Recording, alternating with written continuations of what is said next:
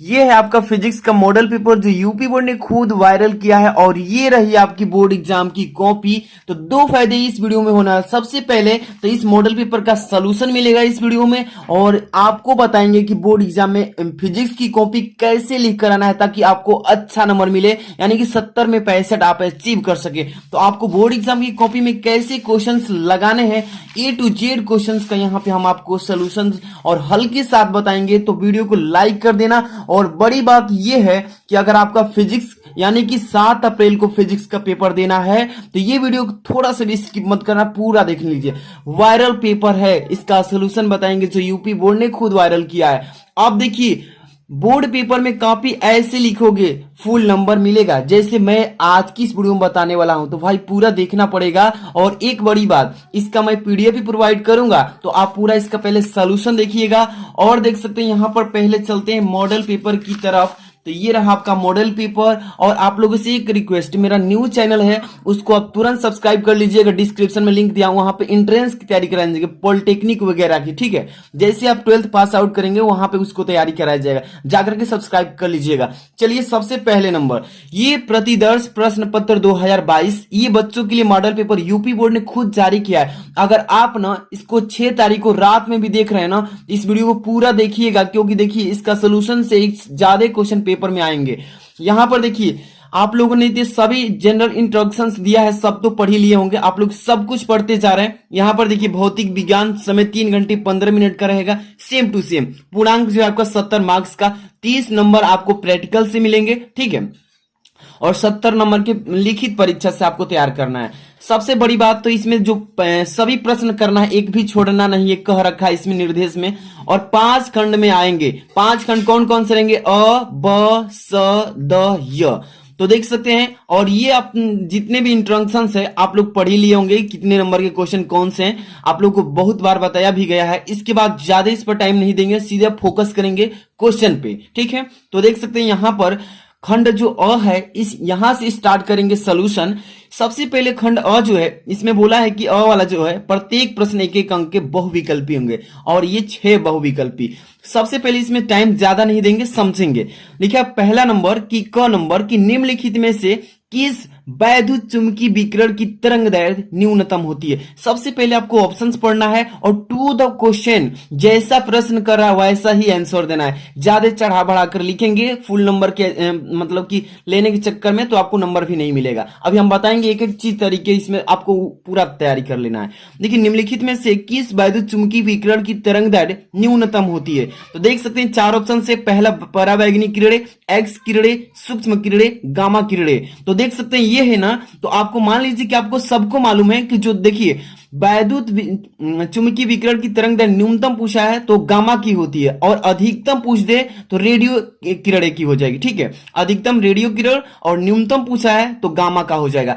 इसलिए इसमें चौथा ऑप्शन सही है ना। तो आपको बोर्ड एग्जाम की कॉपी में कैसे लिखना है, पहले बहुविकल्पी को लगा लेता हूं तो अब आपको सिखाता हूं कि बोर्ड एग्जाम की कॉपी जो है इसमें कैसे फिलअप करना है, ठीक है। चलिए पहले बहुविकल्पी को समझ लीजिए। इसके बाद देखिए ख नंबर यानी कि पहला का ख कह रहा है कि एक गतिमान कण का संवेग p है। एक गतिमान कण है और उसका संवेग दे रखा है p।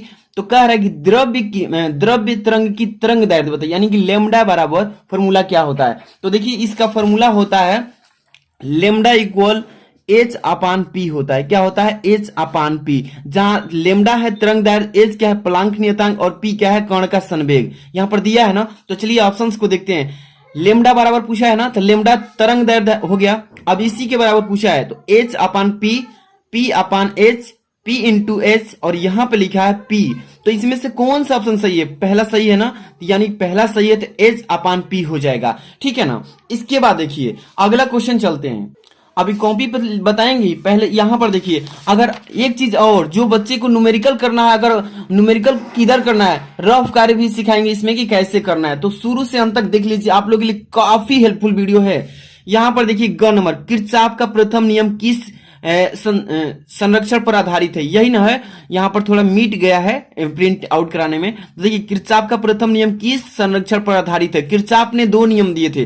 फर्स्ट नंबर पूछा है कि प्रथम नियम किस पर आधारित है, तो ऊर्जा पर, कि संवेग पर, कि आवेश पर, कि द्रव्यमान पर। तो बहुत सारे बच्चे को याद होगा, पहले से ही पढ़े होंगे, सभी बच्चे को तैयार है कि किरचॉफ ने 2 नियम दिया था और पहले ही नियम पूछा है, तो ये आवेश संरक्षण का नियम है पहला। तो जो भी बच्चे अगर कहते हैं कि ये तीसरा ऑप्शन सही है, अच्छे से तैयारी किए हैं, सभी का सही है। ओके, बहुविकल्पी क्वेश्चन में जो समझाने वाला है ना, उसमें मैं खुद डीपली बताऊंगा, आपको कोई भी इसमें टेंशन नहीं लेना है। इसके बाद देखिए घ नंबर पे चलते हैं। अगला क्वेश्चन घ नंबर, देखिए क्या लिखे, पी एन संधि डायोड। पी एन संधि डायोड आप पढ़े होंगे, आपका आखिरी चैप्टर फिजिक्स का सेकंड पार्ट में, कि पी एन संधि डायोड में उत्क्रम, देखिए ध्यान से, उत्क्रम संतृप्त धारा, उत्क्रम संतृप्त धारा में जब उसका कारण होता है तो वहां पे कौन से चार्ज से रिलेटेड होता है? तो यहां पर देखिए फर्स्ट नंबर लिखा है कि अल्पसंख्यक आवेश। इसके बाद लिखा है बहुसंख्यक आवेश। अल्प मतलब कम संख्या में आवेश वहां पर उपस्थित रहेंगे, बहुसंख्यक मतलब ज्यादा से ज्यादा आवेश रहेंगे। अब ग्राही आयन, वहां पे आयन जो बनेंगे ग्राही होंगे, यहां पर दाता आयन सबको देंगे। तो इसमें से कौन सा ऑप्शन सही है आपको मालूम होगा, जो बच्चे अच्छे से तैयारी कर रखे हैं। तो पीएन संधि डायोड में उत्क्रम संतृप्त धारा का जो कारण होता है अल्पसंख्यक का कारण, यानी कि वहां पे जो चार्ज होते हैं वहां पे अल्प मात्रा में होने की वजह से यही यानी कि उत्क्रम संतृप्त धारा का कारण बन जाता है। यानी कि फर्स्ट नंबर जो ऑप्शन दिख रहा है ये हो जाएगा इस क्वेश्चन का ऑप्शन सही। ठीक है, इसके बाद अगला क्वेश्चन चलते हैं। यहां पे अंग नंबर क्या लिखा गया क्वेश्चन में कि पी टाइप, यानी कि यहां पर पॉजिटिव टाइप एंड एन मतलब होता है निगेटिव टाइप में क्रमशः बहुसंख्यक वाहक होते हैं। यानी कि वाहक किस तरीके के होते हैं? अगर पी टाइप कहता है तो पी टाइप का मतलब होता है बहुसंख्यक, यानी कि चार्ज, यानी कि कोटर होते हैं, बहुसंख्यक चार्ज होगा, ये होगा आपका कोटर। और एन टाइप कह देगा तो ये हो जाएगा बहुसंख्यक इलेक्ट्रॉन, यानी कि निगेटिव चार्ज। ठीक है,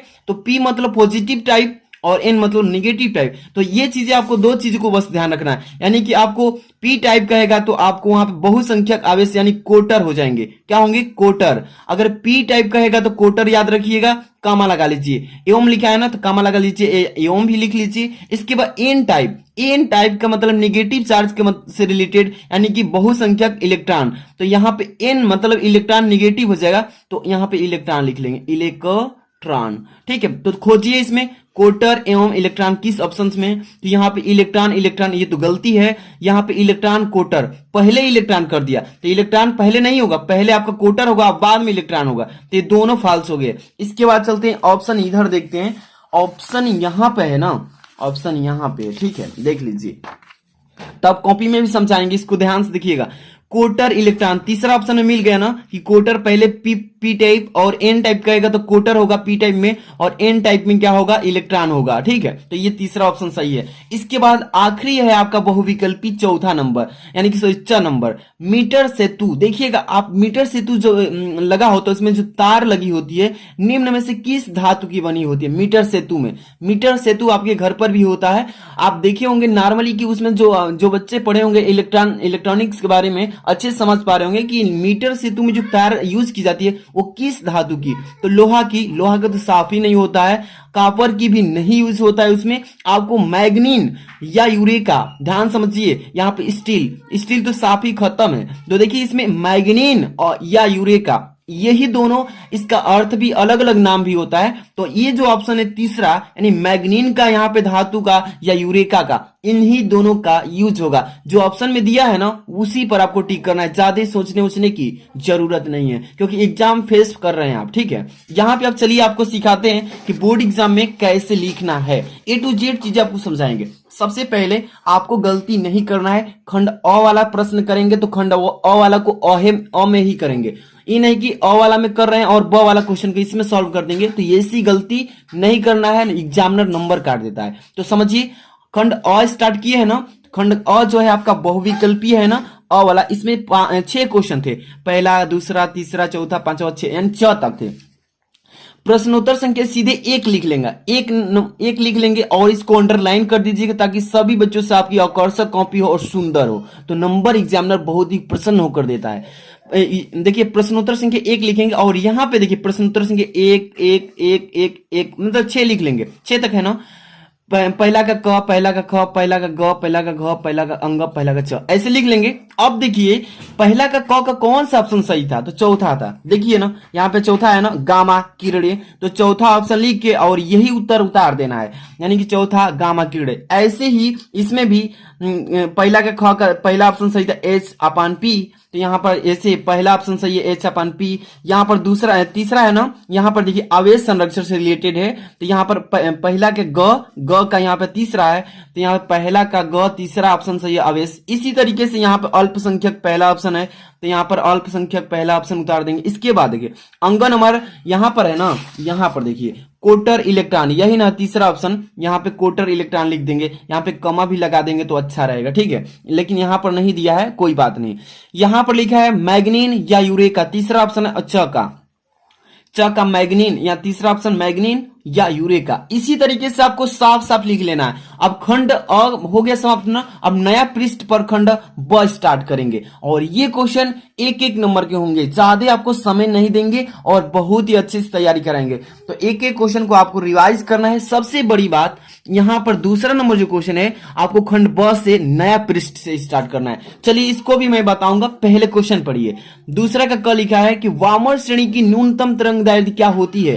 देखिए टू द क्वेश्चन आंसर, जिस तरीके से कह रहा है प्रश्न उसी के अनुसार आपको आंसर लिखना है। ये नहीं कि आप चढ़ा बढ़ाकर क्वेश्चन बैंक और अदरवाइज जो भी लिखे होंगे, आप अपने नोट्स खुद का बनाए होंगे ना, जो सर कोचिंग वगैरह कुछ भी कॉलेज में पढ़ाते होंगे, वहां का नोट्स आपको एग्जाम में काम आता है। इसलिए आपको मैं बार बार बोलता हूं कि अपना खुद का नोट्स बनाइए। किसी भी सब्जेक्ट की तैयारी कर रहे हैं, किसी भी कंपटीशन की तैयारी कर रहे हैं, अपना नोट्स रहेगा तो एग्जाम में आपको वही काम आता है। इसलिए अपना खुद का नोट्स बनाकर रखिए। अब देखिए यहाँ पर वामन श्रेणी की न्यूनतम तरंग दैर्ध्य क्या होती है, यहाँ पे खंड अ ब है ना, इसको देखिए। अब चलते हैं नया पृष्ठ पर, आपको लेकर एक एक चीज समझ लीजिए। और जितने भी बच्चे अभी तक लाइक नहीं है, लाइक कर दीजिए, क्योंकि काफी मेहनत के बाद इसको तैयार किया जाता है, ठीक है।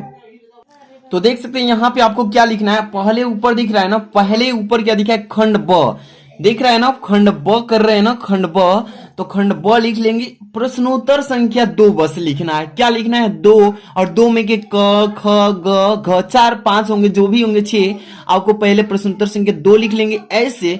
और वामन श्रेणी पूछा है ना, तो पहले वामन श्रेणी की न्यूनतम तरंग दैर्ध्य, तो पहले आप क्या करेंगे, वामन श्रेणी की न्यूनतम तरंग भी डायरेक्ट एक लाइन में भी आंसर दे सकते हैं, एक लाइन में भी दे सकते हैं। और इसका अगर आप चाहते हैं कि वामन श्रेणी का परिभाषा भी लिखना, तो लिख सकते हैं। जैसे कि यहाँ पर देखिए दूसरा का क, वामन श्रेणी जब परमाणु किसी ऊर्जा स्तर से दूसरे ऊर्जा स्तर में आते हैं यानी लौटते हैं, तो उत्सर्जित स्पेक्ट्रम की रेखाएं स्पेक्ट्रम के दृश्य भाग में प्राप्त होती है। यानी कि देख सीधे सीधे समझिए आप, अगर ये पेपर में आप ये डिफिनेशन नहीं लिखते तो भी कोई गलती नहीं है, कोई भी गलती नहीं है। आपको मैं यह नॉलेज के लिए थोड़ा सा बता दिया हूं कि बच्चों को थोड़ा नॉलेज रहेगा। अगर एग्जाम में घुमाकर पूछ दे इसका डिफिनेशन है तो आप आसानी से लिख लेंगे कि जब परमाणु किसी ऊर्जा स्तर से दूसरे ऊर्जा स्तर में आते हैं यानी लौटते हैं, तो उसे तो उत्सर्जित इलेक्ट्रॉन यानी कि स्पेक्ट्रम है, स्पेक्ट्रम की रेखाएं स्पेक्ट्रम के दृश्य भाग में, जो दृश्य भाग उसका होता है दिखने वाला भाग, वहां पे प्राप्त हो जाती है। और यहाँ पे इसका मान जो होता है n=2 होता है, और इसके बाद n2 अगर माने तो 3 4 डॉट डॉट करके जितना भी यहाँ पे श्रेणियां वहां पे उतना हो जाएगा। मेन बात तो ये एक लाइन का आंसर है, इस प्रश्न का आंसर एक ही लाइन में है, आपको ज्यादा नहीं लिखना है। जिसे पूछा है कि वामन श्रेणी की न्यूनतम तरंग दैर्ध्य ना, तो ये आप लिख देंगे अगर ये भी लाइन तो सही है ना। 1 नंबर अचीव। वामन श्रेणी की न्यूनतम तरंग दैर्ध्य 3646 एंगस्ट्रॉम होती है, यानी कि 3646 एंगस्ट्रॉम होती है। एक लाइन भी लिख देते हैं इसका आंसर तो आपका हो गया आंसर। ऊपर नहीं लिखेंगे तो भी सही है, ठीक है ना। मेन यही है इसका आंसर, लेकिन मैं नॉलेज के लिए बता दूं। इसके बाद अगला क्वेश्चन देखिए, यहाँ पे ख नंबर क्या लिखा गया है। अच्छे से पहले क्वेश्चंस को पढ़ना है 1-2 बार पेपर देने से पहले। ख नंबर क्या लिखा है कि एकल गोलीय पृष्ठ पर प्रकाश के अपवर्तन का सूत्र लिखिए। बहुत ही महत्वपूर्ण प्रश्न, और इसको निगमन भी करने के लिए पेपर में आता है। तो जो भी बच्चे इसको तैयार करके जाएंगे ना 100% आएगा। पहले नंबर जैसा प्रश्न किया उसको वैसा ही आंसर देना है। कि एकल गोलीय पृष्ठ पर आप प्रकाश के अपवर्तन का सूत्र। तो देखिए एकल गोलीय पृष्ठ पर प्रकाश का अपवर्तन का सूत्र, उत्तल होके या अवतल कोई भी लेंस हो उसका सूत्र एक ही यूज करेंगे। जैसे कि यहां पर देखिएगा ये हो जाएगा आपका दूसरा का ख। ऐसे ही आपको भी लिखना है, बार बार प्रश्नोत्तर संख्या डालने की जरूरत नहीं है। प्रश्नोत्तर संख्या ऊपर डाल दी है, यहाँ पे दूसरे का आप ख कर रहे हैं। तो यहां पर देखिए एकल गोलीय पृष्ठ पर प्रकाश के अपवर्तन का सूत्र क्या होता है, n2 अपान v माइनस n1 अपान u। ठीक है ना, आपको इसको अच्छे से रिपीट करके रखना है कि n2 अपान v और माइनस n1 अपान u इक्वल होता है n2 माइनस n1 अपान r। ठीक है ना, ये फॉर्मूला होता है। अगर चाहें तो इसका दूसरा भी फॉर्मूला होता है तो वो भी लिख सकते हैं, जो बच्चे जानते हैं, या में दे सकते हैं कि n अपान v और माइनस 1 अपान u। ठीक है, इक्वल होता है n माइनस 1, यानी n है n माइनस 1 अपान r। ये भी आप चाहें तो लिख सकते हैं, कोई भी डाउट नहीं है, दोनों अच्छे हैं। ठीक है ना, इतना लिख देंगे ना तो आपको एक नंबर तो कोई भी नहीं रोकेगा। चलते हैं अगला पे देखेंगे, क्वेश्चन नंबर कितना है, दूसरा का ग नंबर। समस्थानिक का अर्थ बताइए, डिफिनेशन लिख दीजिए, एक उदाहरण भी दे दीजिए, समझा दीजिए। सिंपल सा क्वेश्चन, आप पढ़े होंगे ना परमाणु अणु वाला चैप्टर, उसी में है। इसका आंसर यहाँ पे देखिए, दूसरा का ग कर रहे हैं ना, समस्थानिक, यानी कि यहाँ पे हेडिंग डाल देंगे, उसको अर्थ पूछा है तो लिख दीजिए, उसका डिफिनेशन लिख दीजिए।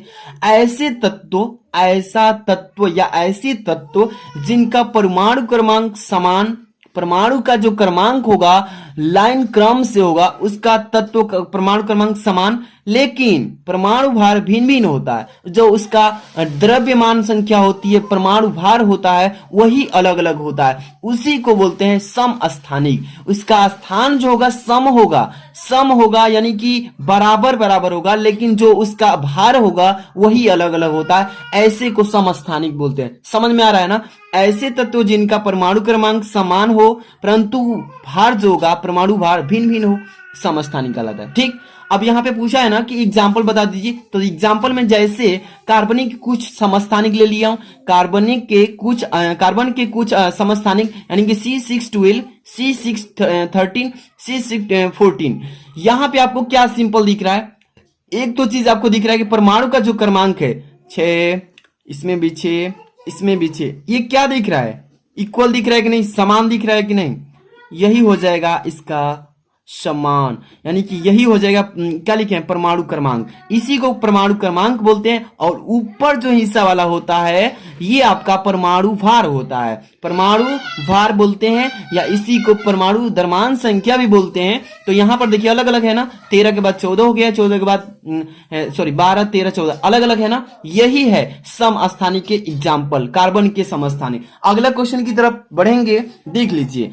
यहां पर रेडियो एक्टिव किरणों को विभेदन क्षमता के बढ़ते क्रम में लिखना है। इसको ध्यान से समझिए, इसको रेडियो एक्टिव किरणों को, रेडियो एक्टिव की जितने भी किरणें होती हैं अल्फा बीटा गामा, उसको किस विभेदन क्षमता के अनुसार उसको आगे बढ़ते क्रम में लिखना है। विभेदन मतलब किसकी क्षमता किससे अधिक है, यानी कि आरोही क्रम, आरोही पढ़े है ना, तो यहाँ पे बढ़ते क्रम में लिखना है। देखिए पूछा है कि रेडियो एक्टिव किरणें जितनी होती है अल्फा बीटा गामा, उसमें सबसे छोटी को पहले लिखना है, उससे भी बड़ी उसको आगे लिखना है, सबसे बड़ी आगे लिखना, मतलब इस तरीके से बढ़ते क्रम में आगे लिखना। चलिए यहाँ पे दूसरा का घ, यहाँ पे आ चुके हैं आप लोग के क्वेश्चन का दूसरा के घ पे। ठीक है ना, देखते चलिए, एक एक चीज समझते चलना है।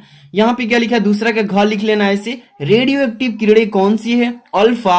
अल्फा आप चाहें तो इस तरीके से भी बना सकते हैं, ठीक है, अगर चाहें तो ए जैसे बनाते हैं वैसे यहाँ पे ऐसे भी कर सकते हैं, आपको बनाने आना चाहिए। अल्फा बीटा गामा, यही है ना। इसके बाद क्षमता का बढ़ता क्रम क्या है, इसका क्षमता का बढ़ता समय क्रम थोड़ा सा लिख दिया हूं, जैसे कि अल्फा, अल्फा के बाद बढ़ता क्रम में है बीटा, यहां पे सबसे बड़ी को रखा गया, यानी कि सबसे जो जिसका विभेदन क्षमता है उसको पहले रखें। यानी कि देखिए अल्फा बीटा गामा इस तरीके से ना। अब पूछा है क्वेश्चन में कि यहां पे बताइए कि विभेदन क्षमता के अनुसार बढ़ाइए। चलिए तो यहां पे लिखेंगे विभेदन क्षमता का बढ़ता क्रम, पहले है हो जाएगा अल्फा, इसके बाद बीटा, इसके बाद आपका हो जाएगा गामा, ठीक है ना। इसी तरीके से आपको यहां पे लिख देना है। लेकिन सबसे बड़ी बात, सबसे कम इसमें क्या होगा, तो आपका हो जाएगा अल्फा, इससे भी अधिक बीटा, इससे भी अधिक, सबसे अधिक गामा हो जाएगा।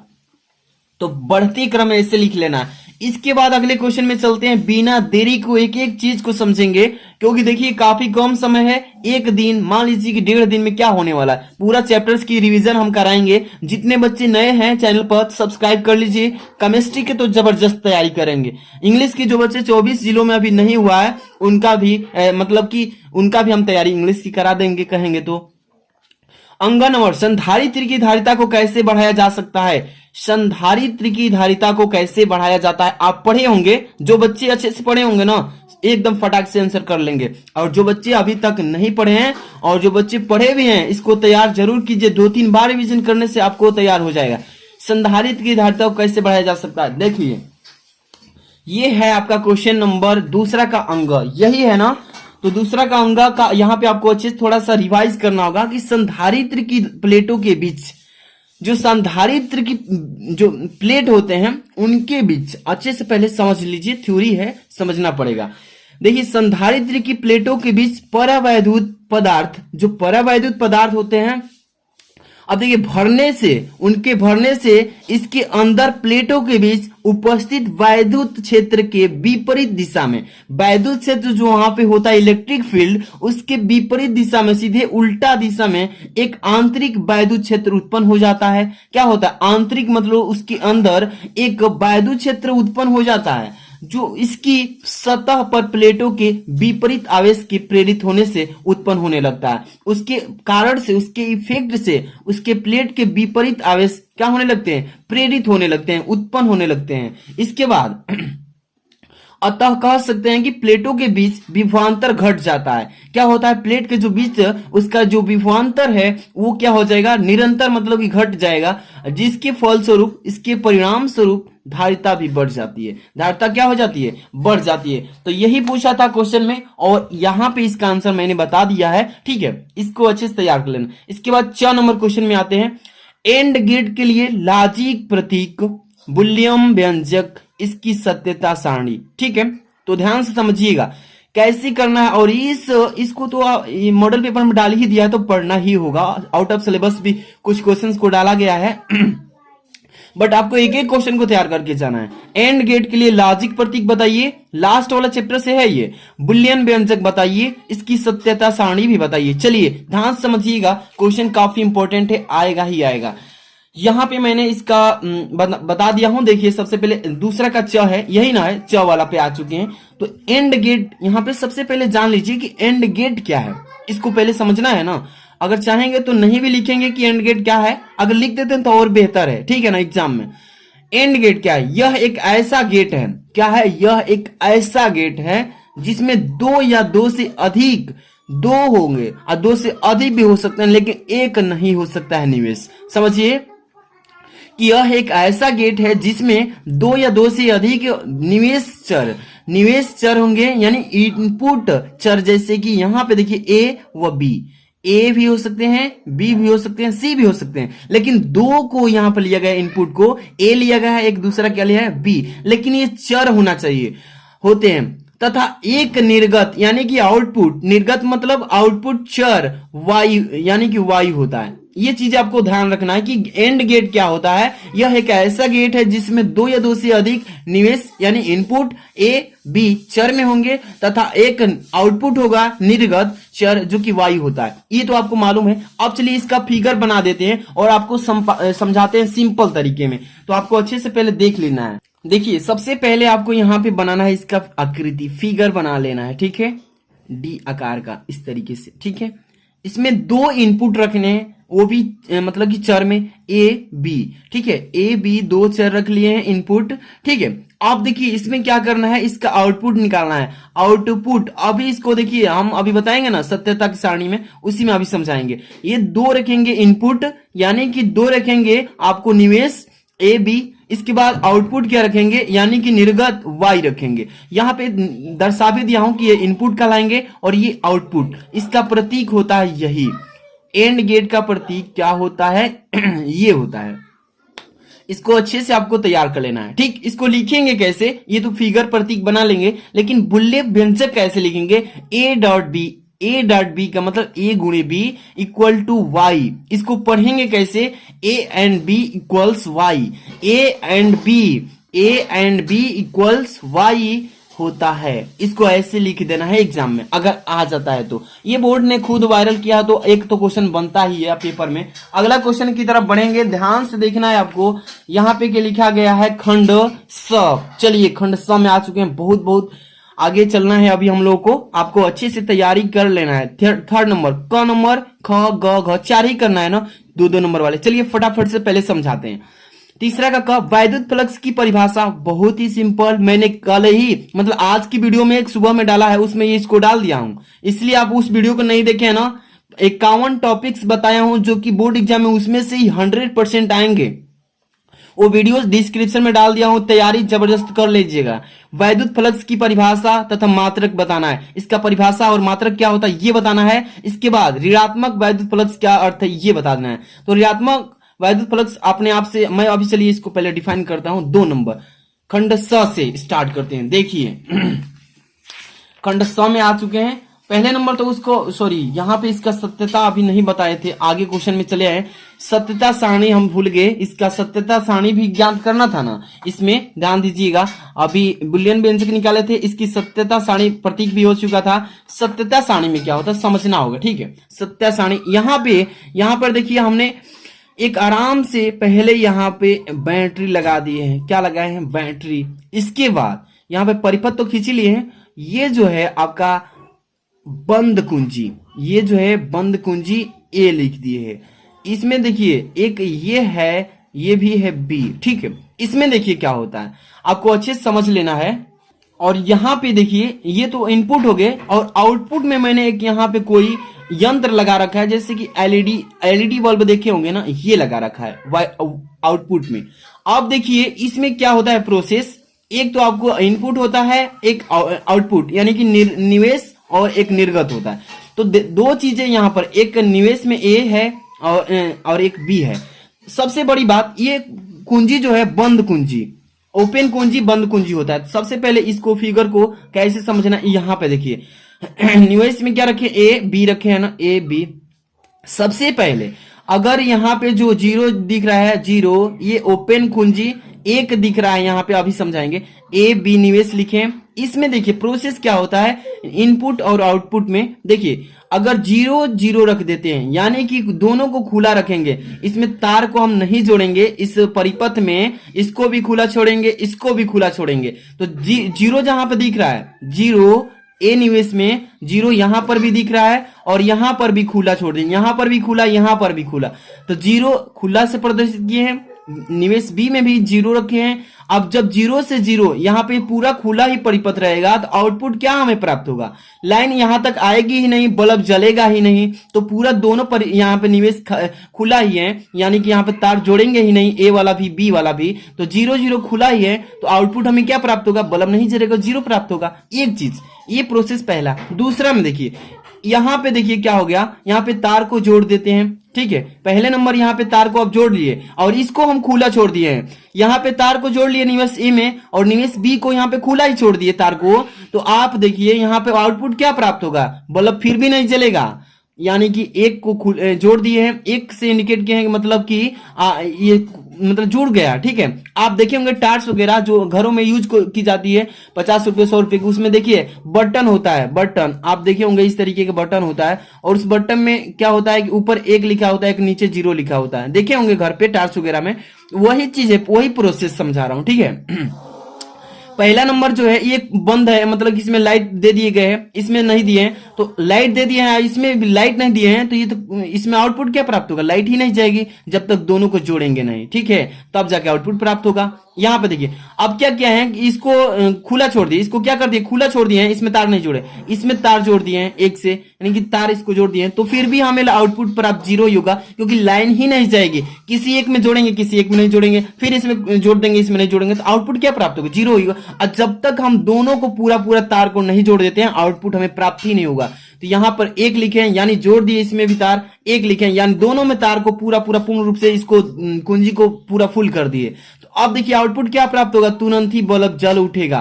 क्या होगा? बल्ब जल जाएगा, तो आउटपुट हमें प्राप्त हो जाएगा 1। इसी तरीके से एग्जाम में आपको फुल करके आना है। इसके बाद आप चलते हैं खंड स पे। खंड स थोड़ा समझाना था ना इसमें। वैद्युत फ्लक्स की परिभाषा मात्रक। चलिए यहाँ पे देखिए, आपको टाइम ज्यादा नहीं लेना है, समझाना है। खंड स है ना, खंड स में प्रश्नोत्तर संख्या तीसरा कर रहे हैं ना, तीसरा का क कर रहे हैं, वैद्युत फ्लक्स कर रहे हैं। इसका परिभाषा एग्जाम में लिखना होगा तो आपको अच्छे से अंडरलाइन कर दीजिए जैसे मैंने किया है। अगर टाइम मिले तो, नहीं मिलता है टाइम तो छोड़ देना है आपको, लेकिन साफ साफ हेडिंग लिखना है। तीसरा का क, वैद्युत फ्लक्स किसे कहते हैं सब समझिए। जो बच्चे इसको रट्टा मारे हैं ना, समझेंगे नहीं तो वहां पे भूल जाएंगे लिखते टाइम। तो वैद्युत फ्लक्स क्या है? वैद्युत क्षेत्र, ध्यान दीजिए। वैद्युत फ्लक्स का मतलब वैद्युत क्षेत्र में स्थित, वैद्युत क्षेत्र जो इलेक्ट्रिक फील्ड है उसमें स्थित स्टेट किसी क्षेत्रफल से अभिलंबवत, क्या है? अभिलंबवत, उसके अभिलंबवत दिशा से गुजरने वाली वैद्युत बल रेखाएं। जितने भी वैद्युत बल रेखाएं गुजरेंगी वहां से, उनकी संख्या को ही वैद्युत फ्लक्स कहते हैं। बहुत ही सिंपल क्वेश्चन, क्लास 10th में भी इसको पढ़े होंगे, पढ़े है ना? क्लास 10th में भी आप जो इलेक्ट्रिक फील्ड एंड चार्ज वो चैप्टर है आपका, उसमें पढ़े होंगे। अब देखिए इसका मात्रक पूछा है ना, इसका मात्रक वोल्ट इंटू मीटर होता है। क्या लिखेंगे? Volt into metre. यही ना पूछा है, 2 नंबर हो गया पक्का। इसके बाद अगला क्वेश्चन इसमें क्या किया है कि एक तार में 5 एम्पियर की धारा बह रही है। एक तार है, मान लीजिए एक तार है और इसमें कितना करंट दे रहा है, तो 5 एम्पियर की धारा बह रही है। तार की अनुप्रस्थ काट से प्रति मिनट समय कितना कह रहा है? प्रति कहता है तो प्रति मतलब 1 होता है, समय मिनट में दिया है और समय का मात्रक आप जानते हैं कि सेकेंड होता है। और पूछा है कि इलेक्ट्रॉन गुजरते हैं, यानी इलेक्ट्रॉनों की संख्या पूछा है यहाँ पे, एन का मान फाइंड आउट करना है। चलिए क्वेश्चन को कैसे करना है, तीसरा का ख, यहाँ पे इसको सोल्यूशन करते हैं अभी लाइव में। देखिए यहाँ पे आपका प्रश्न उत्तर संख्या तीसरा हो गया ना, तीसरा में करना है, तीसरा का ख कर रहे हैं ना, तो यहाँ पे देखिए इसका सोल्यूशन मैं इसी पेपर के अकॉर्डिंग जो दिया है पहले उसको एग्जाम में लिखना है। यहाँ पे करंट दिया है, धारा, धारा कितना है? 5 एम्पियर, तो लिख लीजिए। चलिए आई बराबर लिख लेते हैं, आई यानी कि धारा है, यहां पे धारा लिख लेता हूं, धारा आई बराबर 5 एम्पियर, एम्पियर इस तरीके से, ठीक है ना? या इसी को ए से भी डिनोट करते हैं। एक एक चीज समझ लीजिए। यहाँ पे आई बराबर, अब यहाँ पे समय दिया है 60, मतलब 1 मिनट, 1 मिनट को 60 सेकेंड में बदल दीजिए। समय लिख दीजिए, समय इक्वल टू टी, यानी टी इक्वल टू कितना है? तो 60 सेकेंड। 60 सेकेंड में समय का छोटा इकाई क्या होता है? सेकेंड होता है, यूनिट, ठीक है। इसके बाद यहाँ पे पूछा है ना इलेक्ट्रॉनों कितने गुजरेंगे, यानी इलेक्ट्रॉनों की संख्या पूछा है। आप लोग जानते होंगे इसका फॉर्मूला, ये तो सीधे सीधे क्लास 10th का ये चैप्टर से ये क्वेश्चन डाला है। क्लास 10th में जो बच्चे इसको पढ़ेंगे 1 सेकेंड में करेंगे। चलिए Q बराबर क्या होता है? Q बराबर NI होता है। क्या होता है? NI फॉर्मूला पढ़े होंगे ना, Q बराबर NI। और एक और भी होता है R बराबर, यानी या बराबर Q बराबर Q equal to I into T होता है। पढ़े हैं कि नहीं पढ़े हैं? दोनों फॉर्मूला जानते हैं, बशर्ते Q यहाँ पे N का मान निकालना है ना, तो चलिए दोनों को पुट कर लेते हैं, NE इक्वल IT। चलिए NE इक्वल IT। चलिए यहाँ पे देखिए, सबसे पहले यहाँ पे मान को पुट करते हैं। यहाँ पे देखिए N का मान निकालना है, N ऐसे ही रहेगा, ई का मान 1.6 गुणे 10 के पावर -19 गुलाम होता है, पढ़े हैं ना, इक्वल टू आई का मान कितना दिया है? 60 सेकेंड दिया है, गुणे टी का मान, सॉरी आई का मान यहाँ पे 5 दिया है ना। चलिए तो यहाँ पे 5 बना दो, या टी को यहाँ पे 60 ही रख देता हूं क्योंकि टी दिया है तो गुणा में कोई अंतर नहीं पड़ता है, वैल्यू इधर उधर कर दो, 60 हो जाएगा। और आई का मान कितना है? 5 दिया, 5 गुणा करिए, एन इक्वल टू डायरेक्ट रख रहा हूं, एन इक्वल टू, देखिए एक चीज समझिए, जिसका मान निकालना होता है और जिससे गुणा होता है वो पाटा के नीचे आता है। तो 60 गुणे 5 पहले लिख लीजिए, 60 गुणे 5 बटे में 1.6 गुणे 10 के पावर -19। समझ में आ रहा है ना? एक एक चीज यहाँ पे दशमलव उड़ा देते हैं, दशमलव उड़ाएंगे तो ऊपर एक 0 हो जाएगा, ठीक है। अब एक चीज 60 गुणे 50 कर लीजिए, 60 गुणे 50 बटे में 16, और इसको ये 10 के पावर -19 से ऊपर ले जाइए, प्लस में हो जाएगा 10 के पावर 19, ठीक है। इसमें 2 0 है ना, तो 2 0 को बढ़ा लीजिए, इसमें 19 2 21 हो जाएगा। थोड़ा सा आगे कर ले, 5 छक्का 30, 30 बटे में 16 गुणे 10 के पावर 21। इसको भाग दे देंगे 16 में 30 से, तो कितने बार जाएगा? 1 बार जाएगा, पहले 1 बार जाएगा, फिर 8 7 दशमलव लगाएंगे 5, इसके बाद फिर आगे अब लिख लीजिए, दशमलव के बाद इतना ही काफी है, गुणे 10 के पावर 21, 10 के पावर 21। और आप जानते हैं कि इलेक्ट्रॉन की संख्या का मात्रा कुछ भी नहीं होता, तो इतना ही हो जाएगा इसका आंसर, ठीक है।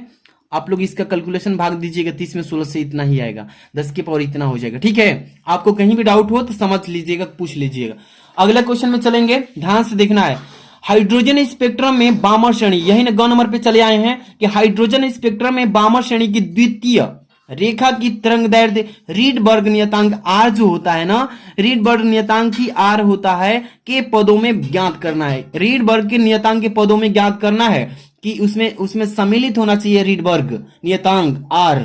तो हाइड्रोजन स्पेक्ट्रम में बामर श्रेणी की द्वितीय रेखा, इसका फॉर्मूला जो भी बच्चे जानते हैं, काफी इजी है। चलिए इसका यहाँ पे मैं बता देता हूं। सबसे पहले नंबर क्वेश्चन नंबर यहाँ पे आपका कौन सा है, तीसरा का ग। तीसरा का ग अभी यहाँ पे थोड़ा सा स्पेस गलती से डाल दिया था, तो यहाँ पे तीसरा ग ख हो गया ग। देखिए बामर श्रेणी के लिए व्यंजक जो होता है सूत्र यहाँ पे 1/λ, ध्यान से रखिएगा। बामर श्रेणी जो है 1/λ इक्वल आर होता है, आर इंटू कोष्टक में ये दूसरी श्रेणी है ना, तो यहाँ पे 1/2 का पावर 2 माइनस 1/n स्क्वायर। ये फॉर्मूला आप कतई छोड़कर मत जाना, पेपर में आएगा इस पर न्यूमेरिकल तो धुआं उड़ा देना। ठीक, इसके बाद देखिए द्वितीय रेखा के लिए, इसके लिए द्वितीय रेखा के लिए यहाँ पर 4 रखेंगे। ठीक है, यानी कि यहाँ पे 2 का वर्ग क्या हो जाएगा, 4 हो जाएगा कि नहीं, सिंपल तरीके से। यहाँ पे देखिए और यहाँ पे n स्क्वायर। ठीक है, तो द्वितीय के लिए n की जगह पे क्या रखेंगे, 2 रखेंगे, और वही 2 है, 2 का वर्ग 4 कर देंगे। ठीक है, यहाँ पर देखिए, सॉरी मैंने यहाँ पे आपको समझाया था n बराबर 4, 4 का यहाँ पे रखेंगे, 4 का वर्ग हो जाएगा ना। चलिए फार्मूले पर रखिए, 1/λ आर 1/2, 2 के पावर 2 माइनस 1/n की जगह 4 रखेंगे ना, तो 4 का वर्ग हो जाएगा। सिंपल से इसको हल कर लीजिए, 1/λ इक्वल आर इंटू, यहाँ पे देखिए इसका 2 दूनी के 4 हो जाएगा ना, और ये 4 के 16, 4 का 16 का लसा कर लेते हैं तो 16 आएगा कि नहीं। यहाँ पे देखिए, यहाँ पर ध्यान दीजिए, और बट्टे में 16 हो जाएगा, और 4 के 16, 4 बढ़ जाएगा -1, 16 के 16 यानी 3, 4 में से 1 गए 3, यहाँ देखिए आर इंटू 3/16 हो जाएगा। इसके बाद लेमडा का मान निकालने हैं, सिंपली ये मान उलट जाता है, डायरेक्टिव 1/λ के रूप में है, तो लेमडा निकालेंगे तो ये 16 ऊपर जाएगा, और यहाँ पे इसमें गुणा हो जाएगा, 3r हो जाएगा, और लेमडा का मात्रक मीटर होता है। तो ये हो जाएगा इसका आंसर। समझ में आया ना, कहीं भी डाउट हो तो कमेंट में पूछिएगा। आगे चलते हैं, यहाँ पे क्वेश्चन नंबर 3 का घ नंबर। ये क्वेश्चन आपका है घ नंबर, दी ब्रोगली तरंगदैर्ध्य का व्यंजक ज्ञात कीजिए। 2 नंबर का क्वेश्चन, काफी easy question, most important question, ये पेपर आएगा ही आएगा क्वेश्चन। दी ब्रोगली का तरंगदैर्ध्य का व्यंजक पूछा है ना। चलिए यहाँ पे आ चुके हैं आपके क्वेश्चन का आंसर, ध्यान से देखिएगा। प्रश्नोत्तर संख्या तीसरा कर रहे हैं ना, यहाँ पे तीसरा का ग कर रहे हैं ना, ये आपको डाल लेना एग्जाम में। ऐसे लिखेंगे कॉपी, एक भी नंबर नहीं काटेगा एग्जाम में, आपको हैप्पी होकर पूरा फुल नंबर देगा। तो जो बच्चे अभी तक लाइक नहीं किए हैं, लाइक भी कर दीजिएगा प्यारा सा, और चैनल पर नहीं तो सब्सक्राइब कर लीजिए, काफी हेल्प मिलेगा यहाँ से। यहाँ पर दी ब्रोगली तरंगदैर्ध्य का व्यंजक, यही ना व्यंजक क्या होता है, लेमडा इक्वल होता है h/mv। अब यहाँ पे इतना व्यंजक लिख देंगे, छोटा सा है व्यंजक लिख लेंगे, और आपको ये बताना है कि कौन सा चीज क्या है, जहां पे आपको इंडिकेट करके समझा देना है, ताकि एग्जामिनर को अच्छे से बुझा दे कि ये फुल सोल्यूशन किया है। एच जो है यहाँ पे हम समझाए, एच प्लांक नियतांक बोला जाता है। आप पढ़े हैं ना फिजिक्स में कि एच प्लांक नियतांक होता है, और ये जो है लेमडा ये तरंगदैर्ध्य होता है, और ये जो है एम ये कण का द्रव्यमान होता है। देखिए एम इक्वल कण का द्रव्यमान, और भी जो है कण का वेग होता है, यानी कि वेग ऑफ मतलब कण, ये हो जाएगा वेग कण का। तो आज की इस वीडियो में मैंने कितने क्वेश्चन को कराया आप भी देख सकते हैं, ज्यादा बोरिंग भी आप भी महसूस करेंगे, ज्यादा लॉन्ग वीडियो होगी तो आपको। देखिए मैंने कितने क्वेश्चन कराया, तीसरा का टोटल क्वेश्चन करा दिया। अब बचा क्या है, खंड द बचा है, इसके बाद खंड द के बाद खंड क्या बचा है, य, और मतलब यह 2 खंड बचे हैं। अगर ज्यादा से ज्यादा बच्चे इसको लाइक करते हैं, 1000 लाइक, 1000 टारगेट है लाइक, केवल 1 के लाइक, ज्यादा से ज्यादा लाइक होता है तो आपको 3 बजे करीब में मैं इसका वीडियो पब्लिश कर दूंगा पूरा सोल्यूशन की। तो शेयर करना है, ज्यादा से ज्यादा लाइक करिए। मिलता है नेक्स्ट वीडियो में सोल्यूशन के साथ। Thanks for watching.